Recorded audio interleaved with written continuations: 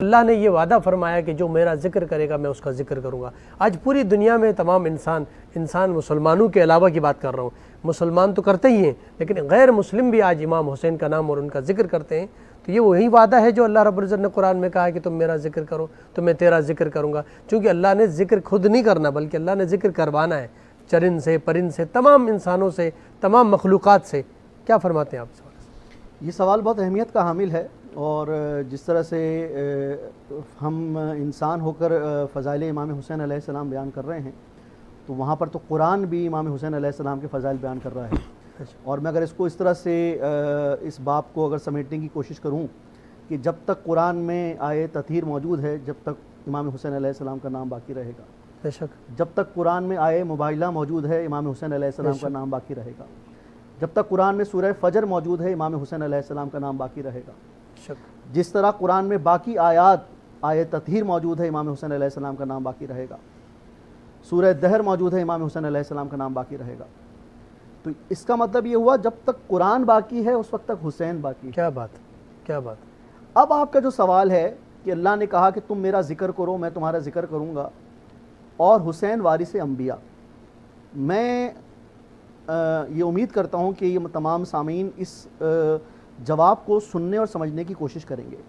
देखिए, कायनात में सबसे पहले इमाम हुसैन अलैहिस्सलाम का जाकिर कौन बना, हमें ये समझने की ज़रूरत है जी।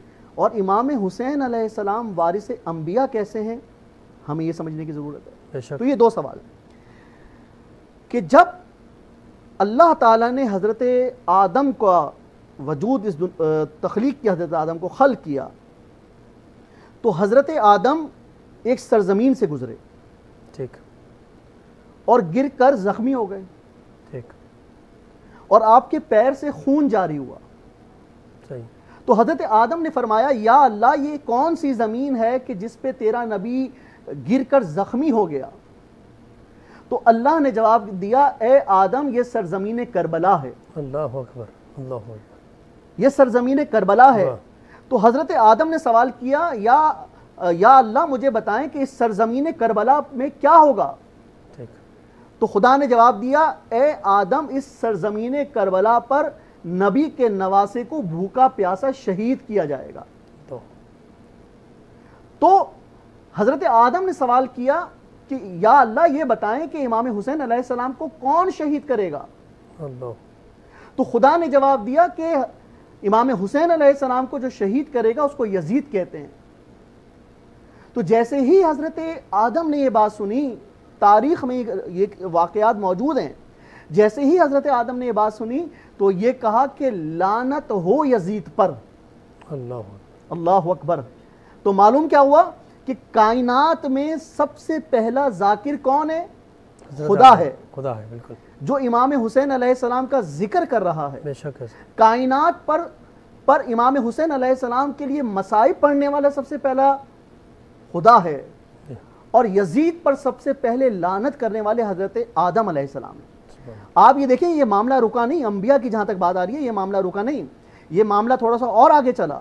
हजरत नूह की कश्ती जब उस सरजमीन से गुजरी और डगमगाने लगी तो हजरत नूह ने सवाल किया या अल्लाह ये कौन सी सरजमीन है कि जिसपे तेरी नबी की कश्ती डगमगा रही है। फिर अल्लाह ने वही जवाब दिया कि ये सरजमीन करबला है कि जिसमें हुसैन इब्न अली को भूखा प्यासा शहीद किया जाएगा। फिर ये सिलसिला नहीं रुका, फिर वहां से हजरत इब्राहीम गुजरे, हजरत इस्माइल गुजरे और बाकी अंबिया वहां से गुजरे। तो मालूम ये हुआ कि हुसैन इब्न अली और वाक़या करबला जो इमाम हुसैन अलैहिस्सलाम का जहाद है वो सन 61 हिजरी में तो रोनुमा हुआ है, लेकिन खुदा उसके बारे में अपने अंबिया को पहले ही बता रहा है। क्या बात। और इस तरह से बता रहा है और दुनिया को बता रहा है। मैं ये कहूं या अल्लाह, जो आपका सवाल है, मैं कहूं या अल्लाह आप सबसे पहले इमाम हुसैन अलैहिस्सलाम के जाकिर बने, आपके अंबिया सामईन बने, आपके अंबिया यजीद पर लानत करने वाले बने, आपके अंबिया गिरिया करने वाले बने। या अल्लाह आप इस सवाब को फ़कत अंबिया तक महदूद कर देते, ठीक, आपने जिक्र को फ़कत अपने तक और अंबिया तक महदूद क्यों नहीं रखा। तो अल्लाह का यही जवाब आएगा कि मैं खुदा हूं, मैं ये नहीं चाहता कि इस सवाब में फ़कत मेरे नबी शामिल हों, मैं ये चाहता हूँ ये कायनात में सवाब तकसीम हो जाए।